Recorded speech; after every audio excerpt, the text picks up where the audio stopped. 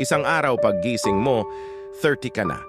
Samantalang parang kahapon lang ay 20 ka. At hindi mo masabi paano dumaan ang isang dekada ng ganun-ganun lang. Ang tanging masasabi mo ay parang kailan lang. Pakiramdam mo wala naman nagbago. Pero patuloy kang naninibago sa kalagayan mo. Unti-unti mong naiisip ang mga pangaral ng mga magulang mong tugma sa kinaroroonan mo ngayon.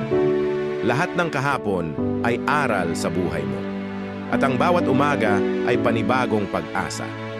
Kaya huwag kalimutang i-enjoy ang buhay habang itinatama mo ang mga bagay kung saan ka sumablay at unti-unting lasapin ang success na meron ka. Dahil bukas, 40 ka na. Parang kailan lang.